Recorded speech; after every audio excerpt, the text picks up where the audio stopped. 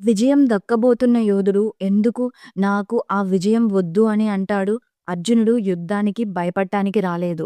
కానీ ఇప్పుడు అతను విజయాన్నే తిరస్కరిస్తున్నాడు. Hello friends! Welcome back to GKL with Satyabhama.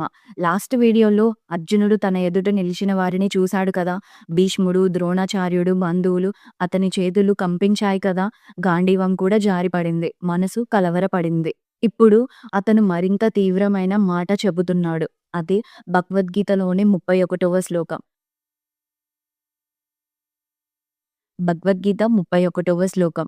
నచ శ్రేయోనుపశ్యామి హత్వా స్వజనమాహవే నకాంక్షే విజయం కృష్ణ నచ రాజ్యం సుఖాని చ. దీని యొక్క అర్థం తెలుసా? ఓ కృష్ణ, ఈ యుద్ధంలో నా వాళ్ళను అంటే నా స్వజనులను చంపడం ద్వారా నాకు ఏ మేలు కనిపించడం లేదు. విజయం గాని, రాజ్యం గాని, దానివల్ల కలిగే సుఖములు గాని నేను కోరుకోలేదు. అంటే అర్జునుడు ఇలా అంటున్నాడు.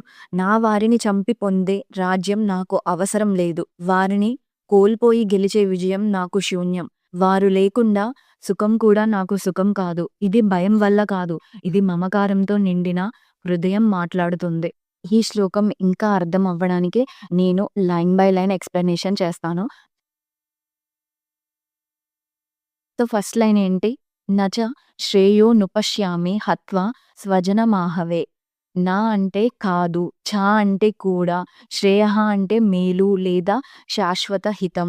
అనుపశ్యామి అంటే గాంచలేకపోతున్నాను. హత్వా అంటే చంపి, స్వజనం అంటే నా వారిని, అహవే అంటే యుద్ధంలో. ఈ లైన్ యొక్క మీనింగ్ ఏంటో తెలుసా? ఈ యుద్ధంలో నా స్వజనులను అంటే నా వాళ్ళను చంపి నాకు ఏ శ్రేయస్సు కలుగుతుందో నేను గాంచలేకపోతున్నాను. అంటే ఊహించలేకపోతున్నాను. దీని యొక్క భావం ఏంటో తెలుసా? అర్జునుడు ఇక్కడ శాశ్వత శ్రేయస్సు మరియు తాత్కాలిక విజయం మధ్య తేడా తెలియక అయోమయంలో ఉన్నాడు. తనకు నిజమైన మేలు అంటే ఏమిటో తెలియని స్థితి ఇది. సెకండ్ లైన్ ఏంటి? నకాంక్షే విజయం కృష్ణ నచ రాజ్యం సుఖాని చ. నా అంటే కాదు, కాంక్షే అంటే కోరను, విజయం అంటే గెలుపు, కృష్ణ అంటే ఓ కృష్ణ, నచ అంటే కాదు కూడా, రాజ్యం అంటే రాజ్యాధికారం, సుఖాని అంటే సుఖములు, చ అంటే కూడా. సో, ఈ లైన్ యొక్క మొత్తం మీనింగ్ ఏంటో తెలుసా? ఓ కృష్ణ, నేను విజయం గాని, రాజ్యం గాని, వాటి వల్ల కలిగే సుఖంలు గాని కోరడం లేదు. దీని యొక్క భావం ఏంటి అంటే, ఒక క్షత్రియుడికి విజయం ప్రాణం లాంటిది. కానీ ఇక్కడ అర్జునుడు ఏమంటున్నాడు? నాకు గెలిపే వద్దు. ఇది ఎంత లోతైన మానసిక సంక్షోభమో మీరే ఆలోచించండి. ఈ శ్లోకం యొక్క భాష్య సారాంశం ఏం చెప్తుందో తెలుసా? ఈ భాష్యంలో ఒక గొప్ప సత్యం చెప్పబడుతుంది. బద్ధజీవులు తమ నిజమైన లాభం కృష్ణునిలోనే ఉందని తెలియక దేహ సంబంధాలలోనే సుఖం ఉందని భావిస్తారు. కానీ ఇక్కడ అర్జునుడు కూడా తాత్కాలికంగా తన క్షత్రియ ధర్మాన్ని మరచిపోయాడు. ధర్మయుద్ధం చేయడం అతని బాధ్యత. కానీ శ్రీకృష్ణుని ఆజ్ఞలో యుద్ధంలో మరణించిన క్షత్రియుడు ఉన్నత లోకాలను పొందుతాడు. కానీ మమకారం అతనిని అంధుడిని చేసింది. అతను అడవికి వెళ్లి ఒంటరిగా జీవించడమే మంచిదని భావిస్తున్నాడు. ఇది ధర్మం నుండి పారిపోవాలనే భావన.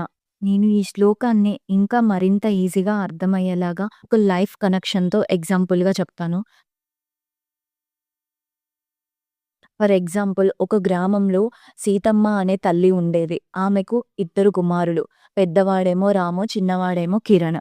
సో, రామ్ చాలా కష్టపడి చదివాడు. కిరణ్ మాత్రం చదువులో అంత శ్రద్ధ చూపించలేదు. ఒకరోజు వారి కుటుంబం ఆర్థిక కష్టాల్లో పడింది. ఒక పెద్ద కంపెనీలో ఉద్యోగం కోసం ఇంటర్వ్యూ వచ్చింది. ఆ ఇంట్లో ఒకరికి మాత్రమే అవకాశం.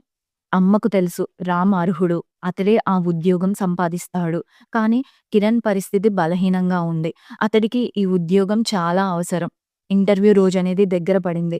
రామ్ తన గదిలో కూర్చొని ఆలోచిస్తున్నాడు. నేను వెళ్తే గెలుస్తాను. కానీ నా తమ్ముడు మళ్ళీ ఓడిపోతాడు కదా! అతని మనసు విరిగిపోతుంది. అతని హృదయం ఇలా చెబుతుంది అతనికి, ఈ విజయం నాకు వద్దు. అప్పుడు అమ్మ అతనిని ఇలా అడిగింది, "నువ్వెందుకు సిద్ధం కావడం లేదు" అని. అప్పుడు రామ్ ఎలా సమాధానం చెప్పాడో తెలుసా? "అమ్మా, నేను గెలిస్తే అతను బాధపడతాడు. అతని కోసం నేను వదిలేస్తాను." ఇక్కడ ఒక పెద్ద ప్రశ్న ఉంది. రామ్ త్యాగం గొప్పదా? లేదా తన ప్రతిభను దాచిపెట్టడం తప్పా? ఒక తల్లి కోణంలో చూస్తే ఆమె ఇద్దరు పిల్లలు సంతోషంగా ఉండాలి. కానీ జీవిత సత్యం ఏంటో తెలుసా? ప్రతి వ్యక్తి తన ధర్మాన్ని నిర్వర్తించాలి. రామ్ తన బాధ్యతను వదిలేస్తే అది తాత్కాలికంగా మంచిగా కనిపించవచ్చు. కానీ భవిష్యత్తులో అది కుటుంబానికి మరింత కష్టం తెచ్చిపెట్టవచ్చు. సేమ్ ఈ కథలాగానే అర్జునుని యొక్క సిట్యుయేషన్ కూడా. అర్జునుడు కూడా ఇదే అనుకుంటున్నాడు. నా వారిని బాధపెట్టి వచ్చిన విజయం ఎందుకు నాకు? కానీ అతను మర్చిపోయిన విషయం ఏంటో తెలుసా? అది వ్యక్తిగత పోటీ కాదు. అది ధర్మయుద్ధం.